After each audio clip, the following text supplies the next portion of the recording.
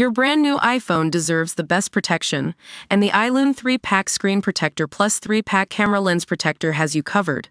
Don't take risks with your iPhone. Click the link in the video description to shop now on Amazon. Greenland PM explodes at J.D. Vance's wife ahead of three-day visit. American aggression. Greenland's Prime Minister has blasted the idea of Usha Vance, lawyer and wife of U.S. Vice President J.D. Vance, visiting the country, saying it is causing a big mess, and warned American aggression was increasing. Greenlandic leader Mute Burrup Ejed slammed the three-day trip by Ms. Vance and her son, which is scheduled to last from Thursday to Saturday, as part of a cultural tour and to see the country's annual dog sled race. Ms. Vance will also be accompanied by the Trump administration's National Security Advisor and Energy Secretary, prompting fears the U.S. is forging ahead with President Donald Trump's plan to take control of the nation, which at present is administered by NATO ally Denmark. On Sunday, Vice President J.D. Vance blasted Denmark for not doing its job and not being a good ally during an appearance on the Trump-friendly TV network Fox News. He said, "So you have to ask yourself, how are we going to solve that problem, solve our own national security? If that means that we need to take more territorial interest in Greenland, that is what President Trump is going to do, because he doesn't care about what the Europeans scream at us." Read more, J.D. Vance could seize White House from Donald Trump if he does one thing.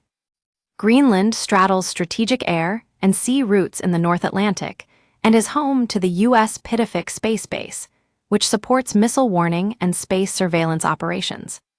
The world's biggest island, with a population of 56,000, people there are mostly from indigenous Inuit backgrounds. It also has large deposits of the rare earth minerals needed to make everything from mobile phones to renewable energy. Greenland is also in the process of political transition. The pro-business Democratic Party, which favors a slow path to independence, won a surprise victory in the recent elections, outpacing the two left-leaning parties that formed the last government. Greenlandic Prime Minister Mute Burrup Ejed, who remains in the post until a new government is formed, acknowledged in a Facebook post on Sunday that there is worry on the island about U.S. intentions. The visit of the wife of the United States Vice President and the United States President's highest security advisor cannot be seen only as a private visit, he said. "We can already see now how big a mess it's caused." Ejed said there would be no official meetings with the U.S. visitors, because a new government has yet to be formed. Don't miss, Greenland rages at U.S. after J.D. Vance's wife announces controversial move report, EU country moves to zero asylum, and shows UK how it's done report, J.D. Vance slams, lazy, Britain in scathing immigration speech spotlight. We use your sign-up to provide content in ways you've consented to and to improve our understanding of you. This may include adverts from us and third parties based on our understanding. You can unsubscribe at any time. Read our privacy policy.